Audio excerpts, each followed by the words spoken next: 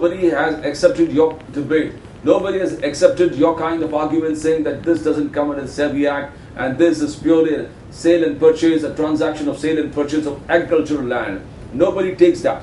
No courts is accepting that argument. No authorities, statutory authorities are accepting that argument. It has told them clear to wind up business.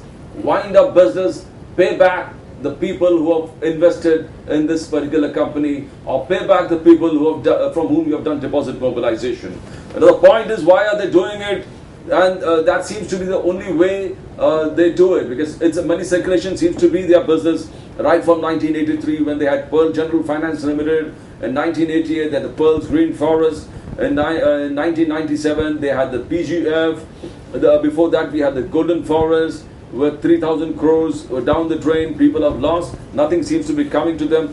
But the point remains even now that in spite of all these orders, in spite of the Supreme Court pulling them also, they are still in the business of doing deposit mobilization. No, but this is in spite of the fact that their counsel, Mr. Harish Salve, assured the Supreme Court that we would pay back everybody. I hope they have done it. As far as my information goes, they haven't done it still.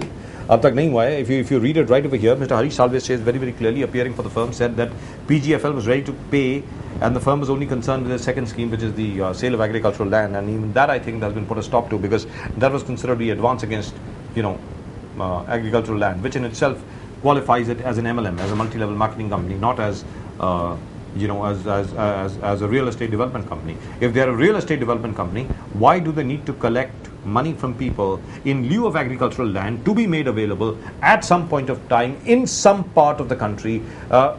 It may or may not be to your liking. As I said yesterday, there are lots of areas. I mean, there is an order, the Sebi order very, very clearly says कि जहाँ तक ज़मीन का सवाल है, ज़मीन कई के जगह पर ऐसी जगह पर लोकेटेड है जहाँ पर उसके लिए एक्सेस ही नहीं है. आपको 5 और लोगों के खेत क्रॉस करने होंगे, 5 और लोगों की ज़मीन क्रॉस करनी होगी अपने प्लॉट पे जाने के लिए. और अगर वहाँ पर आप कुछ एग्रीकल्चरली प्रोड्यूस भी करते हैं तो उसको आप बाहर कैसे निकालेंगे? 10 और लोगों के खदानों को, 10 और लोगों के खलियानों को, 10 और लोगों के खेतों को तोड़ के, मरोड़ के, काट के आपको अपनी प्रोड्यूस बाहर लेके जानी होगी. So that seems like very strange. I don't really understand. So in terms of the constitution of the company, in terms of the number of directors of the company, and I admit I've met a few, they seem to be nice people. They are not bad people. They don't seem to be people who would do something like this. So I think perhaps they got carried away by the success of their initial schemes and then just decided to go at a breakneck speed to collect as much money as they possibly could. I mean, everybody wants to be another Sahara, I think, because Mr. Subrata Roy, of course, when we were there, we used to call him Sahara Shri. The rest of the world also calls him that. Just because he succeeded, everybody wants to be him. I think that everybody is suffering from the Sahara syndrome. Pradeep.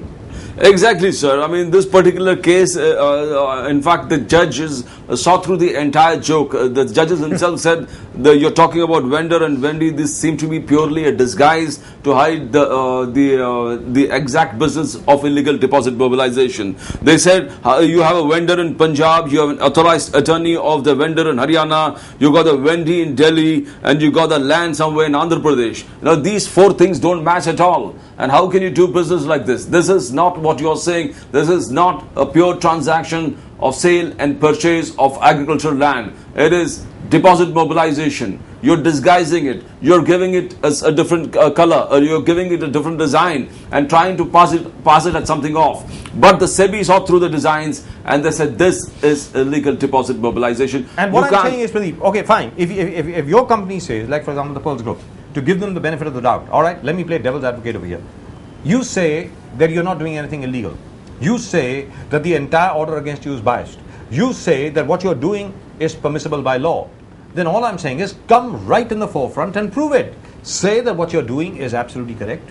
Say that what you're doing is not a transgression either of the letter of the law or the spirit of the law, or if you have transgressed in the letter of the law, as our old friend Mr. Arun Kejriwal was saying just the other day, and we'll show that to you again, by the way, that Sebi has something called a consent order, wherein if it is found that you have just violated a few sections here and there, you just pay a small penalty and then you are allowed to go on your merry way. So that you don't waste the time of the board, you don't waste the time of the courts, you don't waste anybody's time, and above all, you do not finish off the investments made by your investors. यानी अगर आपने कहीं छोटा सा कोई violation किया है किसी भी ऑर्डर का, तो उसके एवज में आपको एक कंसेंट डिक्री पास हो जाती है, यानी एक कॉम्प्रोमाइज फॉर्मूला पास हो जाता है जिसके तहत आप एक छोटी सी पेनल्टी दे देते हैं और उसके बाद आपका जो भी बिजनेस है आपको अलाउ किया जाता है कि आप वो बिजनेस करें बशर्ते कि वो बिजनेस लीगल है, कानून के दायरे में है। यहां पर पर्ल्स ग्रुप ऐसा क्यों नहीं कर पाया है? और अगर ऐसी बात थी तो 3 जजेस का जो बेंच था, जिसमें जस्टिस राधाकृष्णन, जिसमें जस्टिस स्वतंत्र कुमार जी बॉम्बे हाई कोर्ट के चीफ जस्टिस हुआ करते थे, end of course justice Kapadia who is the chief justice of India, आप उनको कन्विंस क्यों नहीं कर पाए? आखिरकार you had one of the best legal brains in the country appearing for you. Harish Salve साहब, मुझे नहीं लगता कि हरीश साल्वे साहब की तुलना में आज की तारीख में कोई और है। जहां हरीश साल्वे साहब है, राम जेठमलानी है, फली नारीमन है, इन सब लोगों का नाम एक ही कैटेगरी में लिया जाता है। ये भी नहीं है कि आपके जो वकील साहब थे कोई और थे, अरे गरे नथु गरे थे। हरीश साल्वे साहब आपके लिए अपीयर कर रहे हैं और तब भी आप सुप्रीम कोर्ट को कन्विंस नहीं कर पा रहे हैं। तो लिहाजा हम क्या समझें? क्या हम समझें कि सुप्रीम कोर्ट भी गलत है? क्या हम ये समझें कि हाई कोर्ट भी गलत था? क्या हम ये समझें कि securities and exchange board appellate tribunal भी गलत था? क्या हम ये समझें कि सेबी तो गलत था ही? यानी सारी दुनिया के जितने भी रेगुलेटरी बॉडीज हैं गलत हैं, सिर्फ आप ठीक हैं। प्रदीप बताएं। Sir, one thing you talked about small fines, small violations with the SEBI would try to, pass it off as a fine and warn the concerned parties. Yes. But there again, they are taking permissions. They have got the permission. They have got the required permissions. You got an IPO when you collect funds from the market. There is a process of coming up with an IPO. You need to file a DRHP. You need to file a red herring prospectus. It's open for the entire public to point out what are the faults, what are the exact status of the company, what are the strengths and weaknesses of the company, what are the cases registered against the directors of the company, what is the trade that you're doing. Everything is an open book. And also, what are the cases pending against you?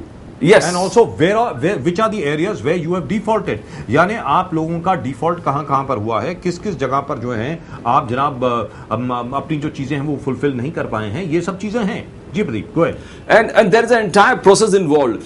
This is talking about IPO. Even when you take fixed deposit or debentures, there's a whole lot of procedures involved.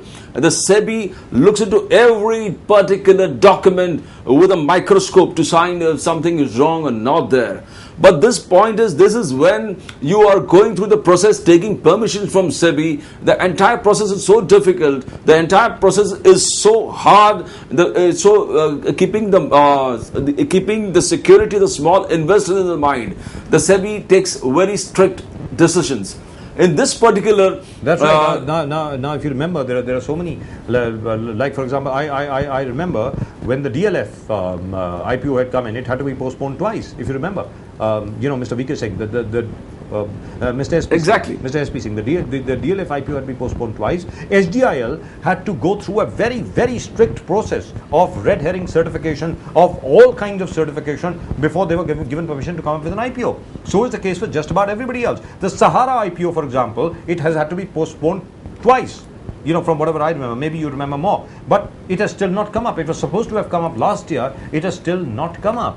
So obviously there's a very stringent, strict procedure laid out before you start to collect the money of the public, before you start to collect public's money to be invested in your various projects which are coming up. There are various companies which have gone through the litmus test of certification from SEBI, and that, by the way, is a very, very difficult test.